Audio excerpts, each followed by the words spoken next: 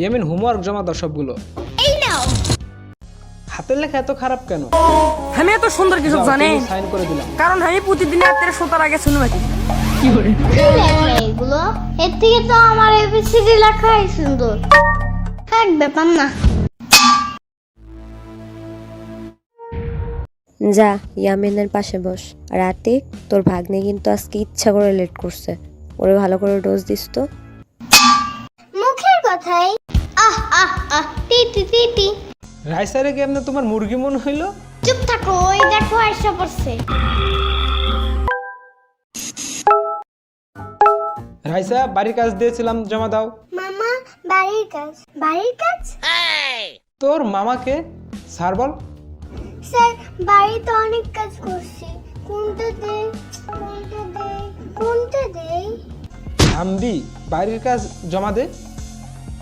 এই না ভাঙা গ্লাস আর রিমোটের ব্যাটারি হারাপ হয়েছে, নাহলে ওইটাও জমা দিতাম। হোমওয়ার্ক চাইছি বাদর, সারাদিন বাদরামি করছিস, ওইটা চাই নাই। স্যার খাতা দেখেন, আমি খাই। কি খাবা তুমি? লিচু খাবো। ইয়ামিন, রাইসা, আগামীকাল তোমাদের এক্সাম, মনে থাকবে তো?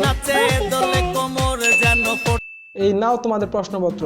দুজনকে আলাদা প্রশ্ন দিছি, দেখা লেখার সুযোগ নেই চান্দুরা।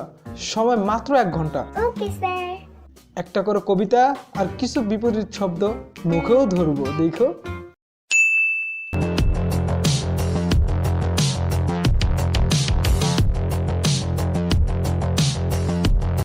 হাতে দাও। রাইসা সামনে আসো, দেখি কি লেখছো। বিপরীত শব্দগুলো বলতো, দেখি পারিস কিনা। Okay sir.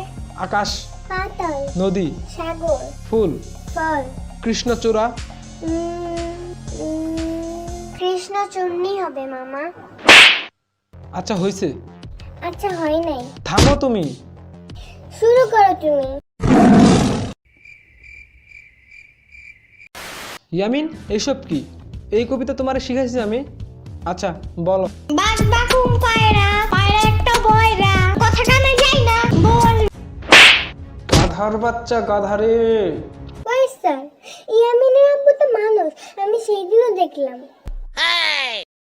রাইসা চুপ। ইয়ামিন, এইভাবে কবিতা কে শিখাইছে? ওই তো মুখস্থ করাইছে এইটা। তো তোমার কাছ থেকে এটা বেশি সুন্দর না, বলো?